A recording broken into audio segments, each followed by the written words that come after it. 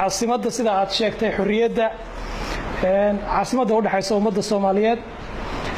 magaalo runtii aan taariikh guun lahayn laakiin markii la fiiriyo dhaqanka iyo jiritaanka ummadda Soomaaliyeed baaldahaba uga jirto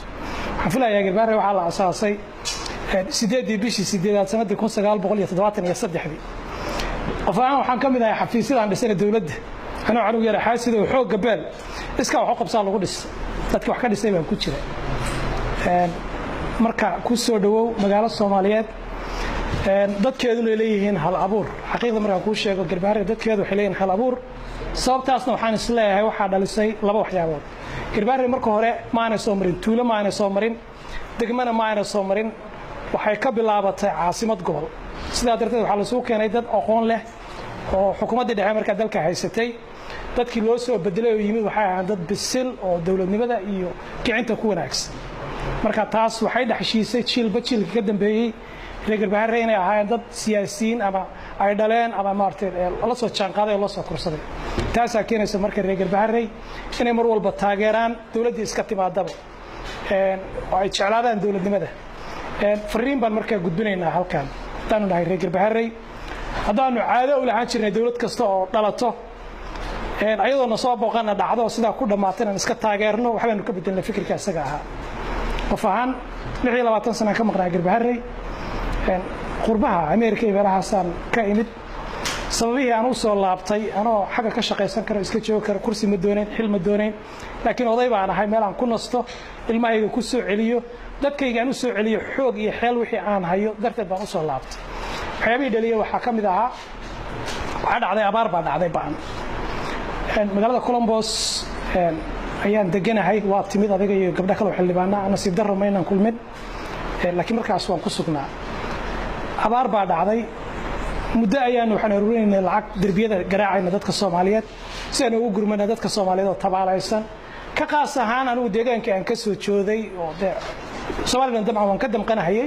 laakiin deegaankii aan ka imid waxaan ururinay lacag ilaa 135,000 ayaanu ka soo ururinay Columbus waxaanu ku soo dirnay guddigii taakuleynta abaaraha Sheekh Maxamuud Baaruud iyo Ra'iisul Wasaare Khayre fariin baan soo raacnay lacagta markaan soo dirnay aanu leenahay lacagtan waxa soo aruurisay jaaliyada gobolka Gada ayaa soo aruurisay magaalada Columbus degan waxaan codsanaynaa lacagtaas in Gada la geeyo fariin bay aanu farnay oo aanu ku adkeynay guddigaas waana laga ballan qaaday lacagti waa la helay waana laga mahad celiyay dadaalkii iyo waliba waxaan rumaysnahay inay lacagta ugu badnayd oo qurbo laga keenay lacagtaas ay ahayd waxay ugu maqaala lacagtii maalin waxaan ka daawanay TV-ga Jubbaland oo lacag baan qaybinaynaa nooga yimid xukuumadda 7,000 waxa la geeyay baar dheere 5,000 waxa la geeyay luuq 7,000 waxa la geeyay doolow Garbaarena 5,000 baa la keenay inta kale meel ka baxda lama haya akoonka dhexe Axmed Madoobe ay ku dhacday ama maamulka Jubbaland bay ku dhacday arinta markay dhacday xukuumaddii la xisaabtan baan ku soo celinay ilaa ballanqaad bay noo ballanqaadeen inay geenayaan lacagta halkaas taa markii ay dhacday xukuumaddu waxay noogu soo celisay noogu jawaabtay Gada waxay hoos tagtaa maamulka Jubbaland bay hoos tagtaa diyaarad toos inta uga qaada halkan Garbaare ka dejin kartay ma jirin systemka dalka u degan darteed laakiin waxay yiraahdeen waxaanu isugu yeernay dhammaan dadkii xilalka u hayay maamulka ka tirsanaa gobolka Gado ayaanu u yeernay ayaga lacagta guddoonsiinay ayaga hadii ay la duuleen Kismaayo la aadeen Kismaayo sidaa ay yeeshay waxba kama qaban karo nasiib darro weerarkii aan kugu soo ahayn qayb kamid ah wad iska dabooshay runtii iyo su'aalihii aan wadanay laakiin wali waxaanu muujinaynaa gobolkan mudane waxa ka jira baahiyo badan baa ka jiro bil baan joogaa wax yar dhiman 3 bilood baan xamar soo joogay bishaas waxyaabo badan oo xog aruurin ayaan ku sameeyay baahiyaha jira wax koob iyo laba la dhihi karo oo la waxayn karo maaha laakiin siday u kala mudan yihiin waxa laga yaabaa xitaa dadka baahidu ay hayso ugu badan oo dumarka iyo carruurta inaysan xitaa warbixin ku siin ama haddii aad la kulantay galabta ay gafaan qodobka waan ku xasuusin doonaa arrinta marka koow adinka xildhibaana ah deegaanka la idinka soo doortay daliil baan idin soo joodinaynaa aan yarayn adiga qofaan waa lagu amaanay xilligii daacun ku dhacay inaad lacag ku deeqday taasi waa dadaal adiga qof ahaaneed gobolkuna abaal buu kaaga hayaa iyo dadka ay soo gaareen anuna qof ahaan waan kaaga mahadnaqaynaa u damqata dadkaadii oo maartay la wadaagto wixii karaankaada ah waan kaaga mahadnaqaynaa laakiin mudane waxaanu arkaynay dawladda aad wax ka dhisteen ee nabad iyo nolol ayadoo booqanayso gobolada dhexe iyo qaybo ka mid ah dalka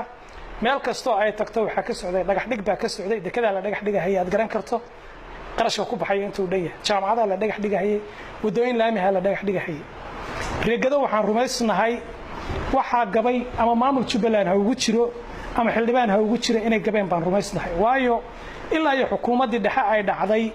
dawlad kasta waa la taageeray waa loo saaciyay waa loo buraanburay waa loo dabaaldegay laakiin cid ka daba timid oo tiri waxaanad xaq u yeelateen ma jiro adinkii marka xildhibaanada ahaa waliba dad dhalinyaro u badnaa waxa nasiib darraa gobolka waxaan ula soconaa diyaarada duqeeyo wadan darisa xuduudkoodii baa lagu soo gudbay gabdhahoodii baa la kufsaday oo arkaynay waxa la yiraahdaa fatahaad baa dhacday wabigii markuu biyaha qaaday waxaan arkaynay xawar baan joogay qayr Allah siiyay ninka gudoomiyaha oo runtii aniga agteeda sharaf iyo karaamo badan aan u hayo waxaan u arkay shakhsi aad u dadaal badan oo gobolka u taagan inuu yahay waa xusi doona meel badan waa ka xusi doona sida xaqiiqda ah rag uu la mid yahay inay ka qayb galeen maxaa leedahay xaflad ka socotay xamar gudoonka gobolka marka dadaal bay ku muujiyeen inay xukuumadda la wadaagaan 5 degmo oo ka tirsan gobolka Gaza inay daadad qaadeen isla markaana xukuumaddu ay ku toostay ku baraarugtay in daad ba qaaday maxaa la yiraahdaa Gado waa ognahay laba webi waa maro waa run qeyraadka waa la socotaa qeyraadku marna dee biyuhu marna waa dhibaato ilaa khasaare keenaan marna waa qaylo dee beerihii iyo xoolihii wax walba ku nool laakiin markii ay deexadkoodii dhaafaan ilaa aqoon aan ku leexsano ama beerahan ay kaga faa'iideysan ma lihin ama aan kayd ugu samaysano markii la waayana dee waa abaar markay yimaadaan khasaaradaas ay sameynayaan marka adinkii xildhibaanada ahaa ee deegaanka u dhaartay u istaagay laydin ma hayo diyaaradii duqeeyay wax ka hadlay ma inaan arag xuduudiyadii loo soo gudbaya Kenya waxaan arkaynay gabdho Soomaaliyeed taangi dhagax ku tuurayaan arkaynay ka xukuumad ahaan cid ka dhidhisay mayna arag maamulka ay hoos joogeen cid ka dhidhisay mayna arag gabdhihii la kufsaday sida oo kale mayna arag gurmadkii yaraa ee xukuumaddu markii qayladoodu gaartay ay yimaadeen oo 100 kun ay keeneen baar dheerane jawaabtii ka baxday waan maqlaynaa daaqada laga soo galay in la yiri maxaa la yiraahdaa Gado haddaba ka xildhibaan ahaan waxaan idin leenahay isku noqda xisaabtanka dhabta waxa u baahan la xisaabtan waa idinka noogu jirtaan dabka iyo halka maxaa la yiraahdaa dharigu ka karahay idinka noo joogtaan idinka wakiil nooga ah inaad qayladiina badato noiskiina aanu ka maqlo halkaas miiska idinkoo garaacaya aanu idin aragno oo tiraahdaan Gado waxaasay u baahan tahay wada ogsoon tahay waa run degmooyinka Gado waa xor way madax banaan yihiin laakiin dhulkii u dhaxeeyay ciidamo shabaab ayaa ku jira oo quality badan lahayn xogta aanu hayno meel waliba 15 22 wax la mid ayay ku joogaan in aad ka dhiidhisaan oo dagaalantaan oo dhahdaan xogta aanu hayno waa intaas hal la baneeyo Gado shabaab ku jira shabaab xoog lama aha la isu furo miiskana u garaacdan idinka raba xukuumaddu markay dhagax dhigto maxaa la yiraahdaa boosaaso tikad markay ka dhagax dhigto miiskana aad garaacdaan international airport garbaariga dhagax dhigtaan baan idinka rabnaa inaad ku xisaabtantaan hawlaha idinka sugayno 2 sano ayaa u dhiman nabad iyo nolol haddaan hore cid walba u taageeri jirnay afcad waxaanu ku leenahay cid aan taageeri mayno fariintaas waad naga gaarsiinaysaa xukuumadda haddii ay dalkan waxay leeyihiin waxaanu doonaynaa inuu galo doorashada ayada waxaan ballan qaadaynaa codka Gado inaan midayno waanu ka shaqeynaynaa meelna hadda uma socdo dhalinyaradu aad bay u mahadsan Allah karaameeyo ururka hooyooyinkaanu dhex kacaynaa cid walbaanu dhex kacaynaa waxaan isku daynaa Gado inay isku tashato codkeeda inay midaysato calafkeeda midaysato cidii aan maanta u soo istaagin 2 sano u dhimanaan wax u qabanay waxaanu ballan qaadaynaa hadduu ka yimaado maxaa la yiraahdaa waqooyi galbeed musharaxa hadduu yimaado oo uu ballan qaadaa airport garbaarino international ka dhigayo dhisahayo waxaanu ballan qaadaynaa inaan isaga doorano taasaan idinku dhiirigelinayaa idinkuna isgaarsiiyo waa mahadsantihiin aad u mahadsantahay